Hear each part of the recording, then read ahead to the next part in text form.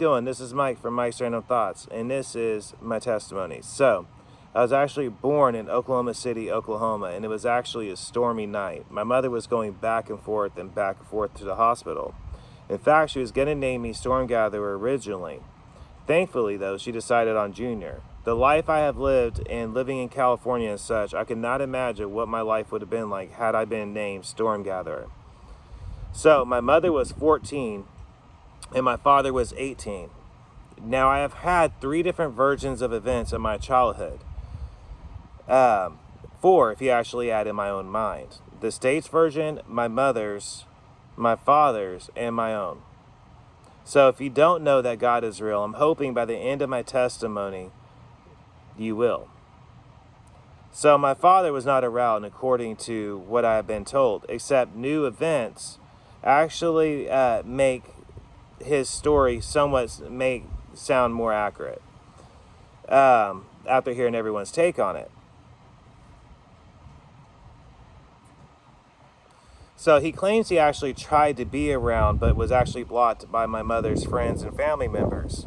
However, state paperwork states that he wasn't, that it was my grandfather and my grandmother that was around, not him.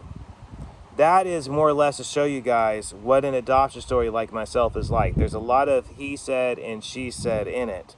So I decided why not just write from my own memory what happened and what I do know from state paperwork. So that will hopefully avoid family fighting. So yes, I'm actually lucky to know my blood family. I actually got close to my brother, my sister, and my mother, and I've actually met numerous different family members off and on over the years. Now, I plan to actually write a life story someday and actually get it published. I'm hoping to get this published and somebody look over it and make it better, basically. So the whole point, however, of this is to show you guys how God has been working in my life at different points without me even realizing that it was him working in my life. So let me start with point number 1, when he was. So my blood family was poor, and I do mean dirt poor. Yes, and it also had a history of sexual and physical abuse. That's a fact. I myself was also sexually abused, physically and as well locked in a closet. Now, I've had professional mental health workers state that my life resembles a child called It. That's a famous book about a certain child that numerous people read that's getting into psychology and like social work and different things like that.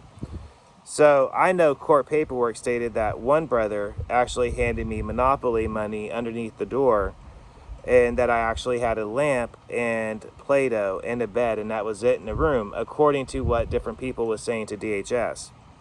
Now, that there was actually altercations between myself and my brothers and stepfather. I remember, however, watching Ghostbusters and playing outside. Court paperwork stated, though, that I was eating cigarette butts and paper from lack of nutrition. Now, I actually developed a massive oral fixation from lack of nutrition that actually lasted throughout my childhood off and on, putting things in my mouth and chewing on it and such. So my mother stated, though, that she tried to get me to eat different things and milks and formulas, and I would not hold anything down. The Department of Human Services stated that I was drinking Kool-Aid instead of formula and milk. So she said that due to mental health, my mental health problems, that she could not afford the treatment that was required and needed. So she had to get me up. Now, one instant I can say God showed up of when I was younger was when me and my brother was actually playing in a sandbox, and this guy was yelling, "It's your fault," pointing at me, and then beating his truck with a baseball bat. And then he got into the truck and floored it towards me and my brother in a sandbox. And we both remember this shadowy silhouette grabbing us just before the truck hit. Now, if you ask me, that has to be God or somebody, him working through somebody at that point. And the backstory of that is, I remember one of the rare times going somewhere, and I was going to the store and seeing the guy kissing a girl at the liquor store, and him telling me not to say anything to my mother. My mother worked at a liquor store, so I found that out at the time. So and then he gave me some candy or whatever. Now, I'm sure, like any kid did, I ended up saying something to my mother. And that's what ended up with that huge fight and how that fight actually happened. So they said that I actually locked my brother in a closet. And then I lit the closet on fire, and they found me on the edge of the bed laughing. I was around 5 years old at that point. Now, they also said that I had anger outbursts often and physical outbursts often. So my life story will have more details in it than that about that area. I'm sorry to leave it gray, but that's just because there's so much to get through. So at some point, I was actually living with my grandfather at his furniture store that he had. He had a custom furniture store in Oklahoma City. Now, I remember that the back room had a television in it and like a little cot, basically. And there was a lot of me going back and forth from the shop to my mother's house at this point in my life. Before, again, there's been different versions now. I remember being taken, however, in my own memory. My memory when I was little was I was taken by suits. There was a lot of people in suits, and that my mom was on the couch crying, and that there was law enforcement officers everywhere. Later, though, she claims when I met her that she dropped me off at the Department of Human Services because she couldn't afford treatment. And that my little brother actually remembers vividly that day, to this day. And he's never missed a beat, like anytime I bring it up. He says that she went in with my brother, and she came out by herself, and my brother never came out. Now, there could have been, however, keep in mind, at different instances of state involvement, meaning that they would take me and then I would go back, take me and then I would go back, she would drop me off and I would go back, kind of thing. That does happen with different type of Department of Human Services cases, and I thought it was crucial to actually throw that out there, okay? So again, I was around 5 years old at this point. And it is very, very possible that there was a lot of trauma and abuse and a history of it in our family.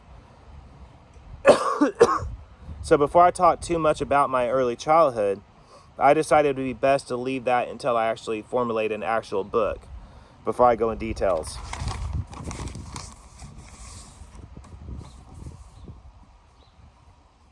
So the hospitals, I've always said, if you know me and you've listened to the show, you've heard me say that I have a natural distaste towards doctors and scientists, okay? And you guys are about to find out the reason why that is. When I was real little, they described me as hell on wheels, and that I needed to be separated from larger groups at all times. They actually locked me up into like a smaller group range or by myself often. And they would, their recommendation was to basically lock me in a room and throw away the key. That was an actual medical group's recommendation. And that's medical professionals, the 80s and 90s for you, right, folks? So over time, though, I must have gotten better, meaning behavior, because I started going to foster homes and then to the Department of Human Services, so on and so on. Then again, that right there in itself is evidence of God moving in my younger years. The fact that I was able to get better and be allowed to actually go to different houses. Down the road, you guys are going to find out how that links up to something else. So as time went by, and honestly, aside from getting into trouble at the hospital with with the girl, and you guys are about to find out part of my testimony right here. I was around 5 years old, and I remember helping her make a wall. Like, I don't know if you guys remember this. There used to be like paper bricks back in the day, kind of like cardboardish, and you can build whatever. Well, she told me to take these fake bricks, and we made a wall underneath the table when everybody was watching a movie. And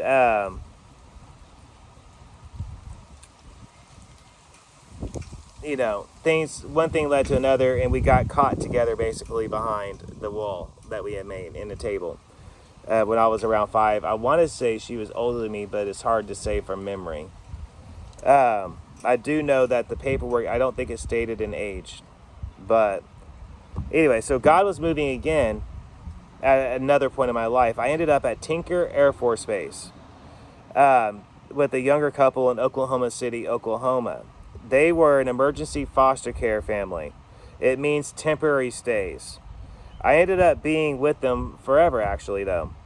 I mean, I started school, had a room, etc. One day, my dad got a call, and they found a home for me, a boys' home. After discovering that there was another placement option for me, that there was no other placement option for me, they actually asked if there was any other way that they could try to help me with not going to an all boys home. And it turned out that adoption would be the only way for them to do that. So again, I would say that was an example of God moving in my younger years. Not only was I finally getting adopted, I was getting adopted into a military family and ended up getting to experience the travel and, different things like that. Now in elementary school, I was actually an honor roll student. I even played basketball and baseball when I was little. My favorite thing, though, when I was real little, like a lot of little kids, was the Teenage Mutant Ninja Turtles. I mean, I was into everything. I had their skateboards, books, cartoons, my first grade year. This period of life was like somewhat, summertime was sacred. I mean, hold on a second. So around the first grade year, this period of life was when summertime to me was sacred. I mean, I loved the woods. I loved the lake at my grandpa's place. My grandpa's place in Oklahoma, which isn't too far off from where I live at currently, is up in the middle of nowhere. And I do mean the middle of nowhere. You don't get radio signal. Yeah, it's like the same, like 3 radio stations that you get up, and that's it. Like, I don't think there's street lights. There's like one store that's like multiple different things. So another area I say God was moving in my life was around 4th and 5th grade. I got the chance that what other kid that grew up in a foster care system and got adopted could say they got a chance to do this. I got a chance to move to England. My dad was stationed in England. So I say that was God moving. I mean, I love history, reading, traveling, castles, knights, Robin Hood. It actually offered so much to me at a childhood, that things and interest. So I developed numerous different interests while I was actually living in England those 2 years. That would actually last even into these later years, into my adult years. So I would say my first couple crushes I had in life that I remember, other than, my early childhood years, was actually there as well. I developed actually a love of chess and gardening while living in England as well. And I mean a tremendous love of chess and gardening. I got to do some amazing things while I lived there. I got to go to castles, William Shakespeare's home, the real Sherwood Forest, where Robin Hood took place. I got to go to the Tower of London often. France, Paris, France, I got to see the Notre Dame, the Eiffel Tower, so many different places I got to travel and see. And a lot of these places people will never see in their whole lifetime. So it's why I say God had to be involved. I see that there are interests I have that happen to be due to exposure to things that I saw while I was there. And I don't think I would have been exposed to it any other way. The places led me to museums, and other places led me to wonder about animals, culture, and history. Folklore, religion started really around this point to me as well. Because when you live in England, it's just central to life. You'll see a lot of that in the history. So it became like something I really developed an interest in. So around the Arkansas years, another huge event happened in my life, the Oklahoma City bombing. I remember walking into the house to see my parents watching the news. Also, that year I went to a women's prison. And this is actually a funny story. So I was little, and we went to an all-women's prison in Texas. And I used to watch at late night, I used to watch Cops and stuff, like every late night, It came on after America's Most Wanted and stuff. And these women were like whistling and stuff because I had a pair of shorts on, and I had to like go change into pants or something. And for some reason, I couldn't watch Cops forever after that. Like, it just like scarred me for some reason. And it wasn't until many years later I started to again. I just always find that humorous, Around junior high school, I would say that it was a start of a lot of events for me. Really, it really was, spiritually wise. Stillwater, which is home of the Pioneers, for those that don't know, junior high school there I went to. My dad was going to college back then, and teaching as well, from what I remember. Don't quote me on that part, though, like junior ROTC classes. So, around then, I started to secretly experiment with different things back then. It was around the first time I got the cliche girlfriends once I got a kiss and, got hooked up and all that. I was socially awkward, but was still called Romeo by the teachers due to the fact of having so many different girlfriends. So fast at a different rate as well. I began, basically what happened is I get with one and then get with their friend is what it really was going on. But the teachers being, Oklahoma teachers is like calling me Romeo and stuff like that is like a cliche joke and all that kind of stuff. Back then was when I secretly began with to try cigarettes and weed as well on occasions. So I would say I began to get into trouble was around that time. It was also when I first started to really act out physically on different sexual fetish behaviors. And all kinds of experimenting with different girls, whatever the girls would actually let me do with them or etc. at that time was how that was going. And was the start of all that kind of stuff. So overall, I would say I was still a decent student during this time period. It was just the start of a lot of other things for me. Back in this period, it was all innocent still, though. It was the start of a lot of secret sinning, though. Lust, lying, dabbling in things. And then we moved to California due to living on a military base. You have to understand that high school was a party for me back then. More than anything else, it was really just a social club to me. Although I did stuff on the base, just not as much. So the first day in California was a really interesting day for me. I mean, Princess Diana died. That was a huge event.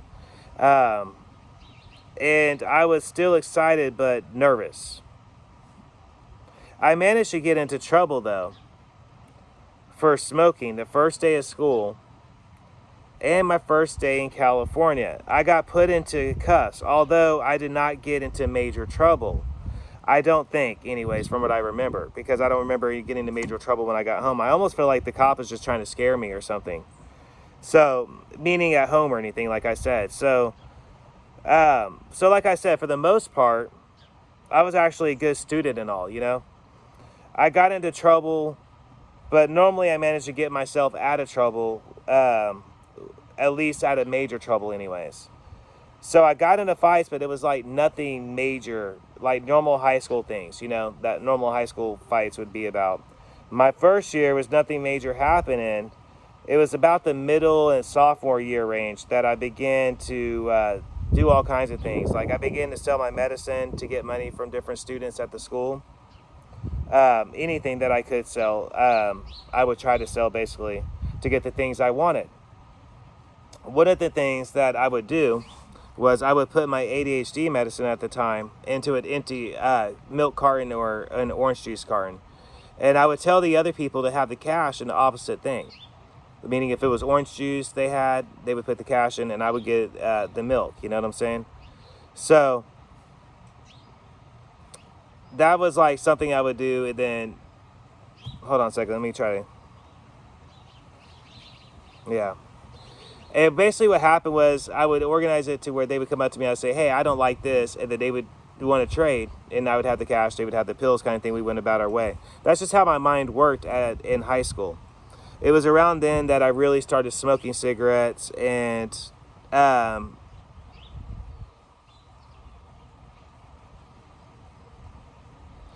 yeah. I forgot I added a little part in there because the reason why I started smoking cigarettes is I was smoking cigarettes at school, but I never wanted to have evidence on me when I got home at the end of the day. So I would try to smoke the whole pack actually, as much as I could. So I started smoking weed around then too. They had a place called Stoner Tree at the school, which is where we used to smoke weed at. And I also tried shrooms in high school for the first time, as well as angel dust in high school for the first time. At school, always. Never at home. I always did stuff like that at school. So yes, I did get high on shrooms and angel dust and different things while during the school hours was going on. The most I did at home was like tobacco and drink secretly. I messed with girls anywhere I could and anywhere they were willing to let me. One time at a church meeting, teacher's lounge. So, okay, see, the thing is to understand there, I should have worded this better. So the youth group was meeting on the base, at the base church, was meeting at the school back then. So I actually told them that I needed to use the restroom, and the girl at the time told her that she needed to use the restroom, I guess, at a different point. And we met up in the teacher's lounge and started, messing around and stuff. And that lasted until some other kids would catch us in the window, and we knocked it off pretty quick at that point. Nature trails on the base was another place that I would mess around with girls on. Areas at the school where I could get away with it. The base pools, cars that the girls had or family members had. One could say that lusting, again, I struggled with at a young age, even the way that a lot of grown adult men struggle with. And I'm trying to be dead serious here as I can, 21 minutes in, and I'm still nowhere close to being done. Lusting and sexual addiction was something that I struggled at and started struggling with at a very young age, and that I firmly believe was due to the abuse that happened to me as a child, is where that spawned from. Now, however, let me move on here, okay? So when I was in high school, I was really questioned about the meaning of faith. I really questioned about the meaning of faith, And I asked, but I knew there was more to it than the answer I got. My parents told me you need to pray for forgiveness and try to be a good person. And that's all you need to know right now. But I knew that there had to be more to it than that. So what I decided to do was I walked to different denominations on the church at the base. Because the base had a church, but it was different denominations at different times. So I would go to different services on different Sundays, trying to figure out which type of denomination was like the best type of denomination that would fit me. I also began really getting involved into the occult back then. Later on, after the church thing, I figured out, eventually I fell into the occult is what happened, and I really got into it. Actual rituals with different girls I was dating, such as using blood and actual legit spell work, making ritual tools from scratch and utilizing them, and other things as well. A lot of it was what you would call a collapsed altar is what I had in my room. Different ceramic things that I made in ceramics class that would look like something, and I could put it all together in use. And that's what you have. That's what a collapsed altar is. So a lot of girls I messed with and were messing around with at that time, especially the ones that would be willing to let you mess around with them, was actually involved in witchcraft. I remember actually tasting and drinking girls' bloods and rituals and hold on a second.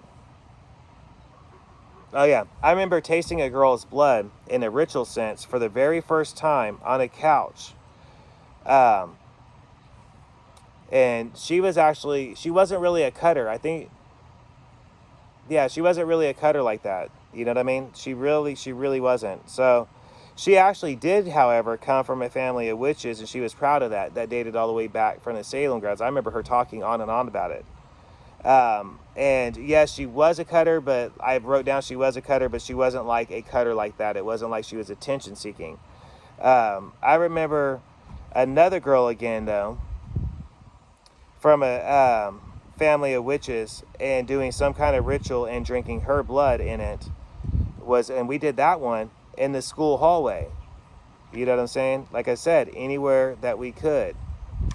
Naturally, again, I did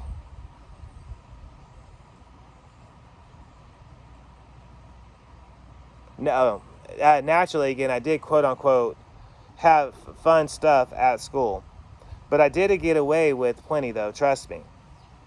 On the base was just a theater, nature trail, smoking weed, drinking, mainly at houses and rooftops and fields, etc. Because I would hang out with my friends on top of the roofs of their parents' houses, or we go to like the fields or like a nature trail or, you know, things like that.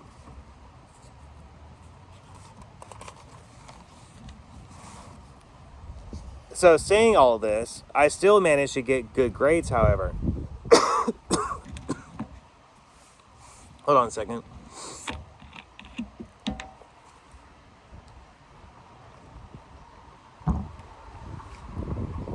Like, I even got awards for like raising my GPA. I was in the Future Farmers of America, the FFA, believe it or not. I did manage to get into like art shows, meaning I was a decent student. Like, I was a good kid. I did not get caught normally for the stuff I did. Knock on wood. Sure, I want to say it was skill, right? But I actually believe it was God protecting me. Somehow protected me for some reason at a young age. Remember, back burner, I was seeking him still. Even though, yes, I was dabbling into this stuff back then because I was in high school, I was still secretly seeking him.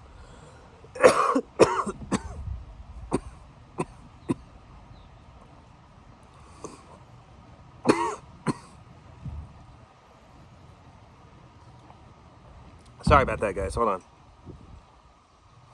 So it was around junior year in high school that I actually started going south more. I began really not to like care about anything other than actually having fun. I still wanted to graduate. However, aside from going into the military and law enforcement or business, I just simply wasn't interested. Around then, I actually started to run away from home and even breaking into houses on the base. And one time, I was going to take a girl to Mexico, one of my ex-girlfriends. She was being abused, so we were planning on hitchhiking. And at the time, we were actually sleeping in bathrooms on the beach and different areas that we could find in the Bay Area. Along at Santa Cruz, it was where that was going on at. And we just were trying to get as far from the Wheatland, California area as we could. Hustling at the time and smoking. So eventually, these guys, and this is a funny part of my life's testimony here, we got into a van. Now, an Air Force van at that, mind you, with the very excited drunk guys in it. There was so much weed smoke in it, it was insane. I mean, you could cut with a knife a circle around it with a knife. Like, it's just insane how much weed smoke was in this van. The whole trip. Also, they were doing ecstasy and cocaine. I do remember that. Not sure if those guys actually made it to where they were going to or not, or even sure where we went for the hours that we were there, because we never left Santa Cruz. It felt like we were driving somewhere, but we never left Santa Cruz. They just gave us some cash, a bunch of weed, and that was like the last that we saw of them. They dropped us off where they found us at with a bunch of cash and weed, and that was the last we ever saw of them. Literally. At that time, I was 17 years old, and she was being beat at home, like I was saying. She was actually one of my first loves that I actually remember of having in my life, like in that sense. And it's, how is God part of this section of my testimony, you ask? I mean, we lived... Hold on.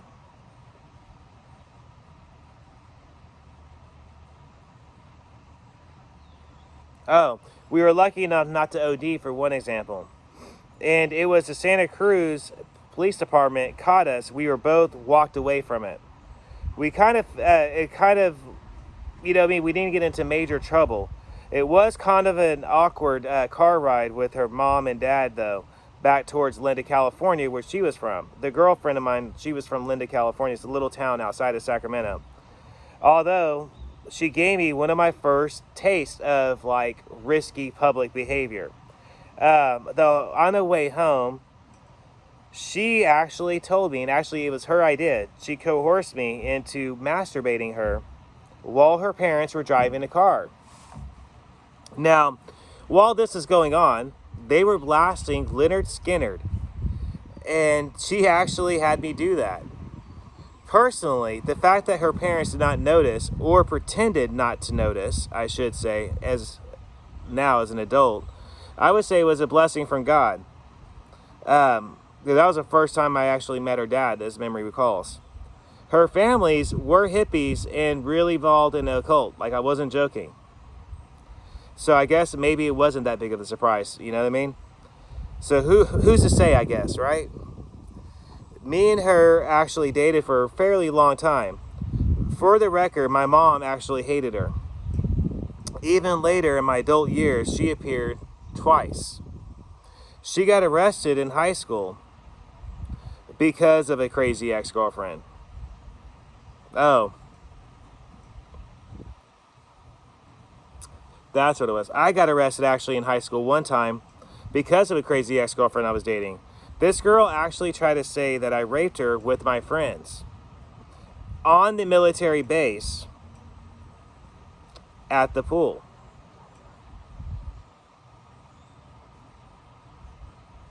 Oh, at a church event. Sorry, that was the thing.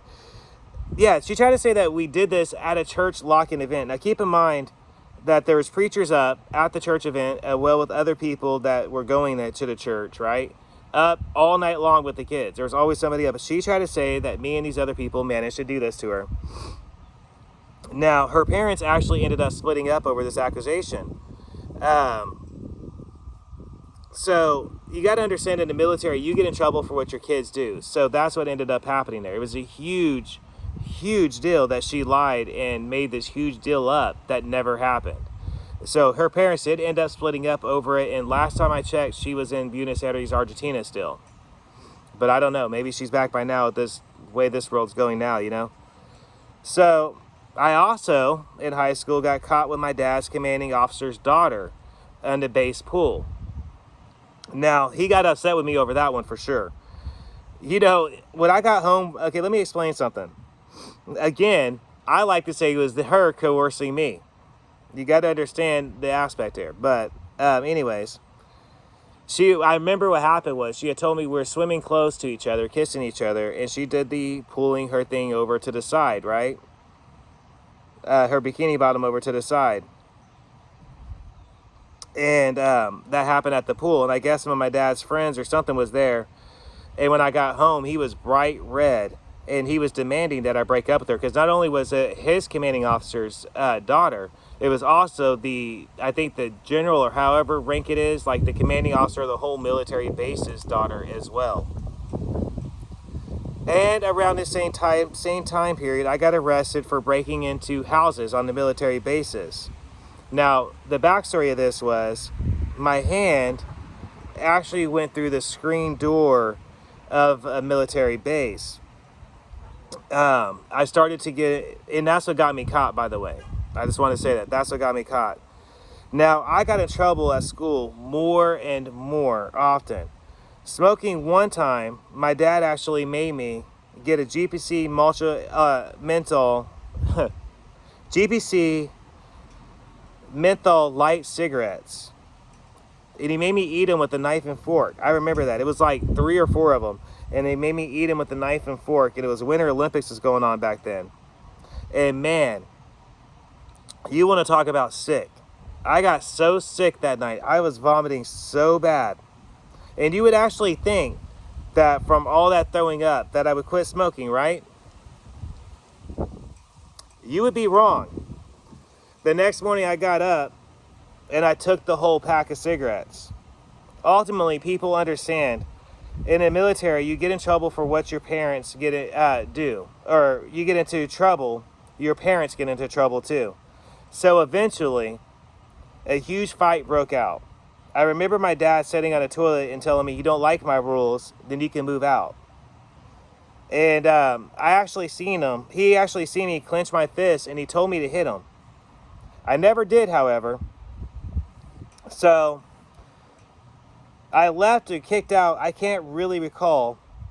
But I went to my girlfriend's house in Linda, California. And then eventually I ended up moving into my youth pastor's house. After using weed and cigarettes and alcohol, however, though, he kicked me out. But before he kicked me out, he did me a solid. He actually pulled some favors and he got me enrolled at the California Conservation Corps, aka the CCC. So this is in my junior year in high school, by the way, that we're in. So I was so nervous, though, about drug testing that I actually drank 2 capfuls of Clorox bleach, half of another one later on as well. And then I drank tons of water. I drank tons of apple vinegar. Now, during basic training in Auburn, California, I smoked weed, and I actually tried methamphetamine for the first time in a dorm room. We actually, I'm trying to remember, yeah, we used aluminum foil back then, the rocking back and forth method.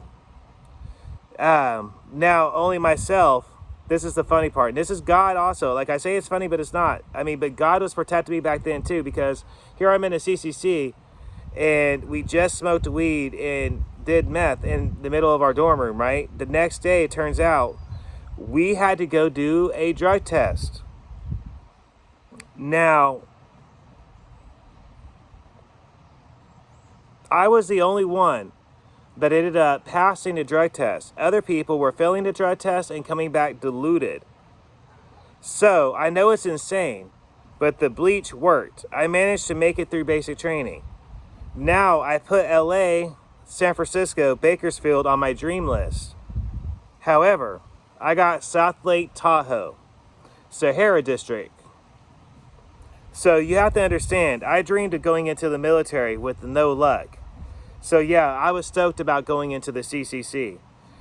It was part of the Civilian Conservation Corps before turning into a state agency. Unfortunately, I was still about having fun and partying at the time. See, I was around 18 through 21 years old. And after bathroom supplies that you buy for yourself, because room and board's provided, you get what I'm saying? So after bathroom supplies, and if you need some new uniform parts or something, or a new uniform, all our checks got used on having fun, and we could use it for whatever. So, you know what I mean? I bought a bunch of smokes, and then we went to Reno, Nevada. And what did you think we did in Reno, Nevada? We got a hotel room, and we went drinking and hang around Reno. Now, I got kicked out of the Golden Nugget for actually fighting.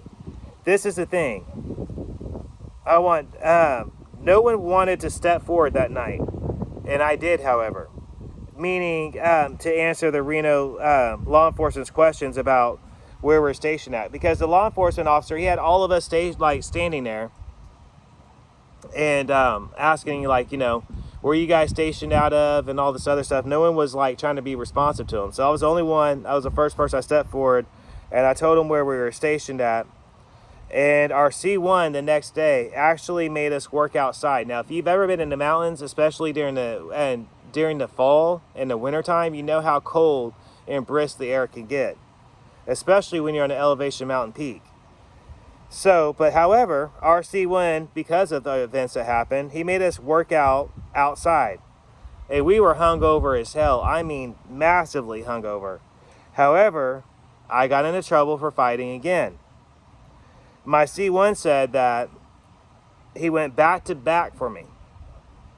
He said, but with all the other instances that you got in trouble, there's just simply that nothing that I could do for you. He told me that when I get into this room, they're going to give me a ticket to anywhere that I want to go to. And that's it. I ended up getting a dishonorable discharge and ended up heading to Marysville, California, because it was the closest to Wheatland, California I could get. Because I was just trying to get closer to where my parents were at the time. So it was late when the bus pulled up there. I mean, it was cold and windy that night too. I had nowhere to go to. Now, luckily, a guy named Raven showed me some bushes to actually sleep in. I was able to take shelter in these bushes. Eventually, the shelter, he showed me where the shelter was. He also showed me where to get food at. And also the jungle, a spot by the river. And it's the reason why the homeless people call it the jungle is because it was where all the peach groves were, like where all the fruit trees were and all that. was over by there. So they nicknamed it the jungle. All the trees in this area had a lot of homeless people staying in them. And it wasn't far from the train tracks either, along with the train bridge. Twin Cities Rescue Mission. Now this place, they used to leave donuts out at this place all day long. And on a giant cooking sheet, industrial sized cooking sheet. Now they would actually throw out, the grocery store would throw out the donuts, right? And since they would leave them sitting out there all day long, they would often be warm from just the sun and the heat from the sun. But you would have to scrape when you eat them. Like you would get them and you would have to scrape the bugs off of them while you ate them. So this rescue, this is the reason why I don't like donuts, by the way, to this day. This place actually gave us ice cream mix as a substitute for milk. And when you brought it up, they said, well, it has the same type of vitamins in it. It had window units in the bed part for ACs. But even though it was just barely cool and it smelled, it still beat the outside heat. Believe me on this. You had to to stay there, you had to attend church. It was mandatory for you to attend Sunday service, as well as mandatory for you to attend an NA meeting. It was in this meeting, that's if you wanted to bed anyways. It was in this meeting that I got to see some funny stories. You know what I mean? And honestly, I don't think nobody took it seriously because we smoked weed before we went into the meeting. Before we even went in there. So the rescue mission got shut down from what I understand though. And from what I've heard. Reverend Bob Ash, who used to run it, was actually arrested for fraud and for embezzlement and numerous other charges.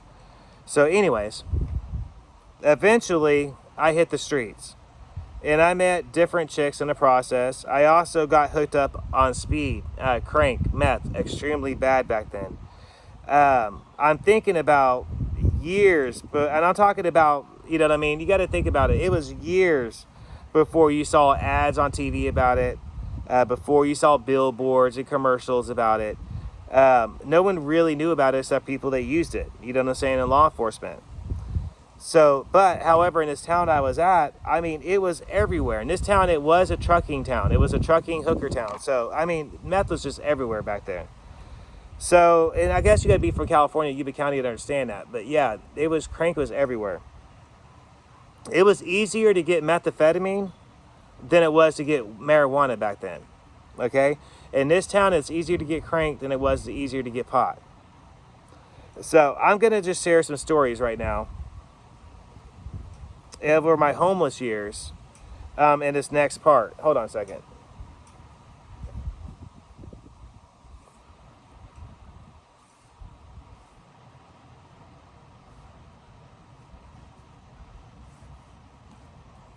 So Marty Wells, okay, was a construction worker and became a good friend of mine. His wife and daughter as well. You heard that right. We all camped out together. And we stayed in abandoned houses and different buildings around town together. So that means we traveled together, okay?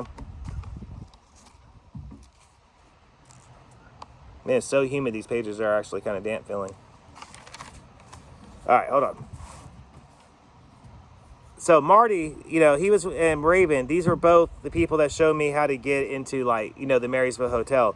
Marysville Hotel, for those that don't know, is a historic hotel that's burnt down in Marysville, California. And you used to be able to see it still and access the Marysville Hotel. It was also known to be a very paranormal haunted spot as well.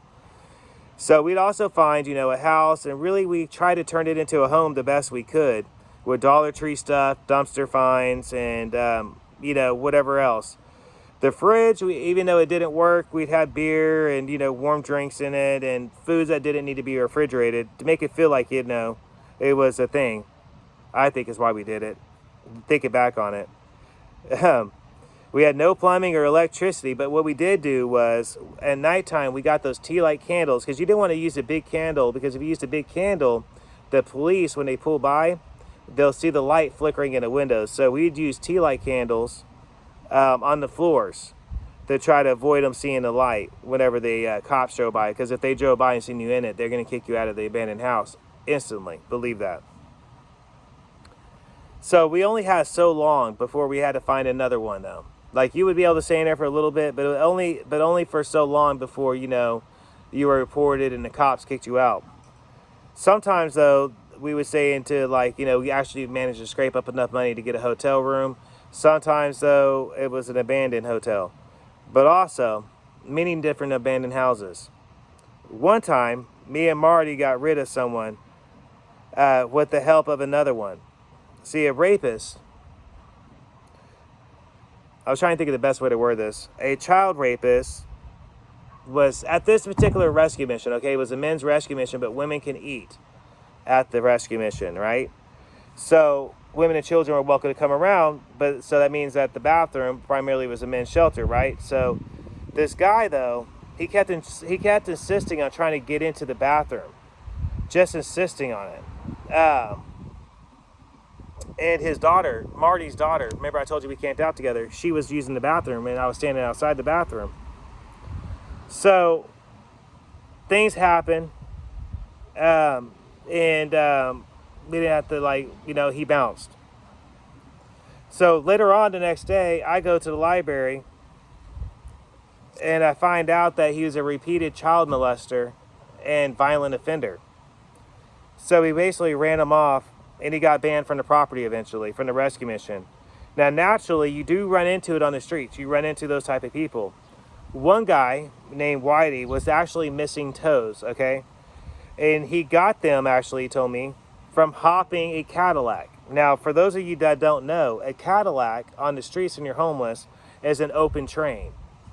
Like when you see a train going on a railroad and you see it open, a lot of homeless people will be inside of it because we call that a Cadillac, meaning you don't have to work to get into it. It's already open. It's smooth riding, baby. That's what that means.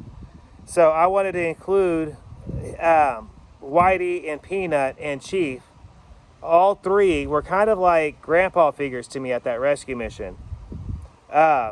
Next to Reverend Bob Ash, crooked as he may be, and helped with his daily, you know, mission work. So basically they were the employees of the rescue mission. They stayed there, but they were also like the senior citizen employees of the place. You know what I'm saying? They basically helped ran things for Reverend Bob Ash is really what it was, okay?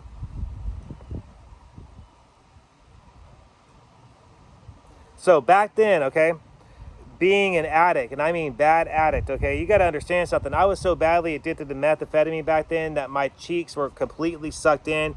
My wrists were like this, and I weighed around 129, like 128 to 130 pounds. I was using meth like constantly. And I was homeless at the time. I was different than I am now. I was around 20 years old at this point in life. For the first time, I was actually alone. And leave it to me, not for long. I managed to meet a local girl who lived just on the other side of the rescue mission. And I do mean literally on the other side. Okay, it's like, okay, so there's an alleyway and a little like bridge thing, right? And if you hit the alleyway, you go from the rescue mission down this bridge, and then you hang another left, you hit the alleys, okay? It's like a section of alleys that they had houses at. So she lived just in that section of row of houses closest to the river. Her family were also addicts, as well as meth and other stuff, though. Funny story. When I met her mom on the 4th of July, me and her were about to go watch fireworks at Ellis Lake. I asked to sit at the table with her mom to smoke. It was her mom, her stepdad, and her father. Her mom asked for ID to prove that I was of age. Then I sat down once I showed her the ID. Talk about interesting. I saw her stepdad make a meth pipe in a garage that day. I told you it was interesting. So it was not long before I moved into her house. Into her brother's room, to be exact. Yes. And you heard that right. Me, her, actually began using together. and doing everything together. And we didn't care if the brother was in the room. It was nuts, okay? Drugs are horrible. We just put it like that. I remember thinking that I will just, try it sometimes, because I was trying to sell it at the time. I would just try it, occasionally. It would just be an occasional kind of thing that you would do, I ended up falling in love with how it made you feel, that rush and that feeling, being able to do whatever you thought of doing. Everything just seemed better whenever you were on it. Music seemed better. It seemed deeper. Like the meaning of it seemed deeper. Sex, drinking, conversations, anything and everything. I became a middle person, okay, for it eventually. My old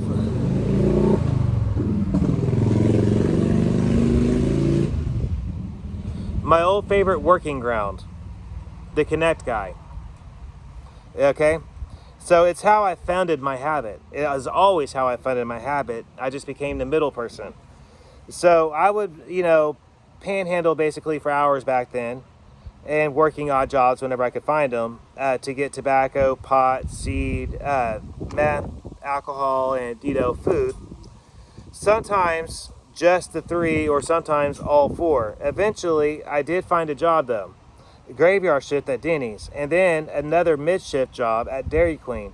Plus, I still panhandled at the time and hustled. Sometimes, even while I was at work, I would hustle often. And if I was at work, to be honest, it was just another thing to me. So I just found a way to work it into my work shift. The time that the girl I was dating, her mother was really involved into witchcraft. Now, she was also morbidly obese and would lock the food cabinets from her brother and herself. Like literally would lock food from her own kids. And because of this, I would actually hustle and get, we'd all hustle basically, but we would put our money together and get food together and all that kind of stuff to make sure there was food in the house. You know what I'm saying? Me and her would eat at the rescue mission often or occasionally, depending on how good things were going. And her brothers also would go to get food as well. Also, the buffets in town were a friend. We would put food in her purse. Like she would get one of those big purses and we'd put the food slices or whatever kind of buffet it was. We'd find a way to put the food into some type of plastic container, some type of bagging, and then we put that into her purse. That way that we would have another meal basically to drink from, you know what I mean?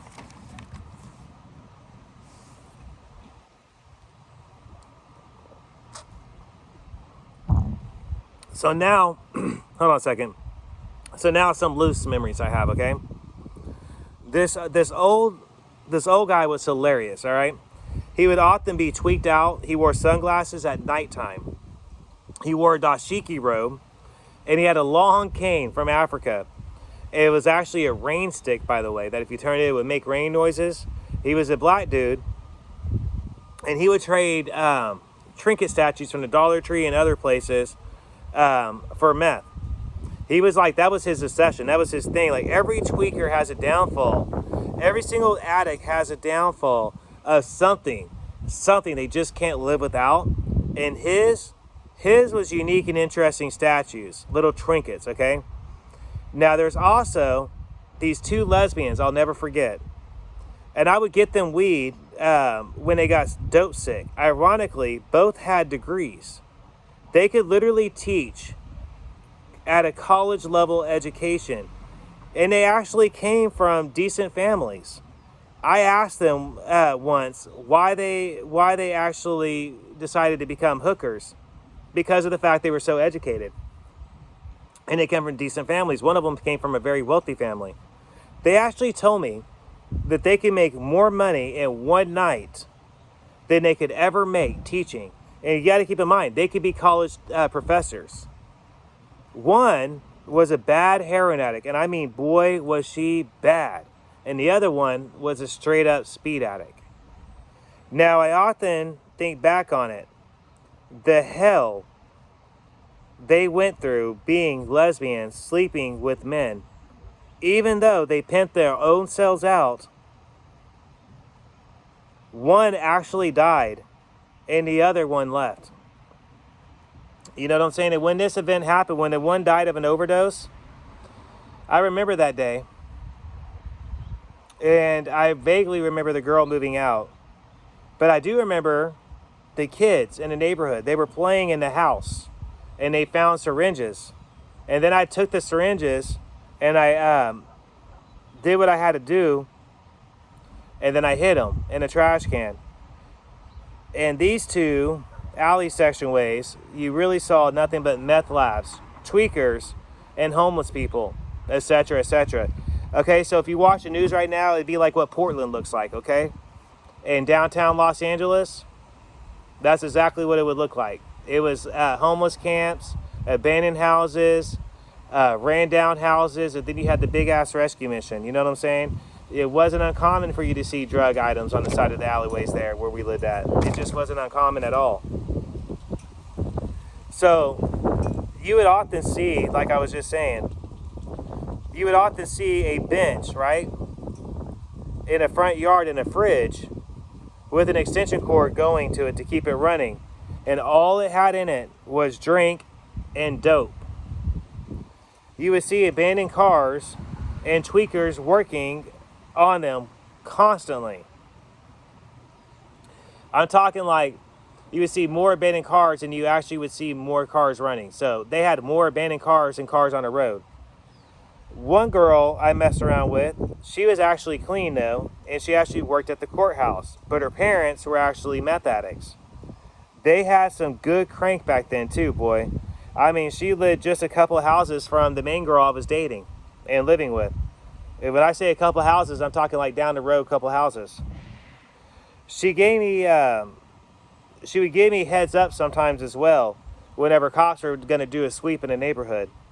Eventually, though, we quit messing around. I think she went to college or something, as memory recall, because she just kind of bounced out. Like, kind of like, hey, fun messing around with you, wild one, but I'm going to go be a good girl now. And she bounced out, you know what I'm saying? So another example, when I was messing around in the occult was just different. And really, I just did not care about anyone except for myself back then, was the example I was trying to put right there. Back then, I was just starting to dabble out with stuff like that. I was reading up on voodoo, reading up on different types of witchcraft. Because of my ex-girlfriend's family being involved in witchcraft, it was really easy for me to attain different things I needed to attain and learn different things that I needed to learn. We're going to keep moving on though, okay? So there was a guy that was in the army, right? And this guy went AWOL. He asked me for help with finding some meth one time. And I mean, this guy was spun out.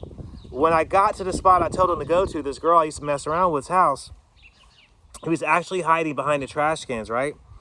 And he was swearing to me that there was military on the levee. See, Marysville, California has levees everywhere around it. So he was like, you didn't see the military on the levee? They're coming after me, man. I mean, I'm talking, this dude was completely convinced that the military was coming to arrest him that night. He was just that convinced. And man, I told him this place ain't got nothing on it. There's nothing on the levees. I just got off of them. And I told him he needs to take his butt into the house and go, you know what I'm saying? Chill out for a minute. Later on, or in the early morning hours, we go for a walk. I wanted to make sure he was all right. So as we were walking, he swore to me that the license plate were spelling out things. You guys want to talk about conspiracy theories? This guy, man, was a veteran, and he would say that when he would get high, he would claim that people, the license plates that people have, the DMV have a code system, and supposedly the license plates spell out different things. And depending on who you are, you could actually be spelling out, you know, whatever. And he thought that it was spelling out something bad. And it was like every single other car he was freaking out about because something that he saw on the license plate. Now, I can't really recall whatever happened to this guy. All I recall is he ended up getting to somewhere safe. We got him to a safe spot. That's all I needed to know. Time went by. I slowly forgot about him. I do think about him sometimes, though. But like I said, I don't know what happened to him. Now, Raven one time, he took me out to Ellis Lake, and me and him was smoking that morning, right? And I remember talking with him, and it was a Sunday morning. And I choked on the smoke. And while I was choking, coughing my lungs out, not able to breathe, I'm talking where you cough so hard, like for those of you that are legal cannabis users, when you first try to do dab or something, and you just take a rip way too hard. And I'm talking, I don't know how I could breathe. This dude is leaning in on me like a true Marine veteran, and he's just screaming, "Die, motherfucker, die!" That's the kind of guy he was, with his skinny self and long black beard. He always wore a baseball cap as well with a red cross on it. Now, he died, and I'll never forget that night. We're going to get into that story and his death in the next episode, in part 2, okay? So everybody bear with me on that. This has been Mike from Mike's Random Thoughts. Peace, love, and good vibe. Have a good one.